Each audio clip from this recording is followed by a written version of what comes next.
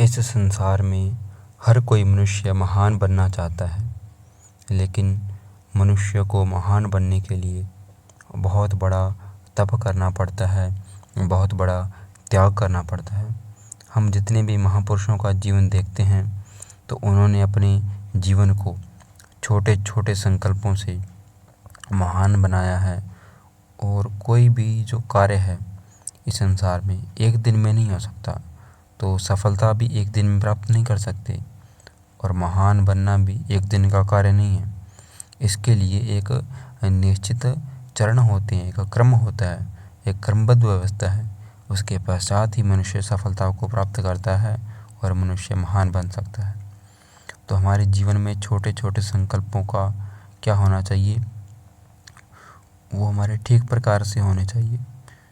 हम अपने छोटे छोटे जो भी संकल्प करते हैं उनको हम ऐसे ही छोड़ देते हैं कि इनसे क्या होगा, लेकिन छोटे छोटे संकल्प से ही मनुष्य के भीतर बड़े संकल्पों को धारण करने की शक्ति आती है। और यदि हमने छोटा संकल्प किया, उसकी पूर्ति नहीं की, तो हमारे भीतर एक संस्कार हो जाएगा कि हम यदि संकल्प करेंगे तो वो तो कभी पूर्ण होगा ही नहीं, क्योंकि हमने छोटे संकल्प को ना पूर्ण करके वैसी धारणा हमारे भीतर बन गई है, उसका संस्कार बन गया है कि यह तो पूरा होगा ही नहीं।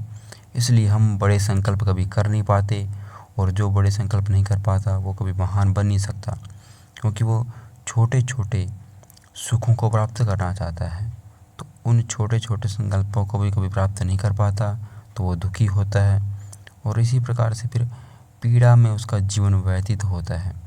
तो इसीलिए छोटे छोटे संकल्प करें, क्योंकि छोटे संकल्पों की पूर्ति हम कर सकते हैं, और इस प्रकार से संकल्प पूर्ण करने का अभ्यास, उसकी धारणा और उसका संस्कार हमारे भीतर बनेगा तो हम बड़े संकल्पों को भी अपने जीवन में पूर्ण कर सकते हैं, और इन्हीं से ही मनुष्य महान बनता है। तो आज मैंने कुछ चर्चा की है कि मनुष्य महान किस प्रकार से बने। हम आगे भी इसकी चर्चा और करेंगे। आज के लिए इतना ही। ओम।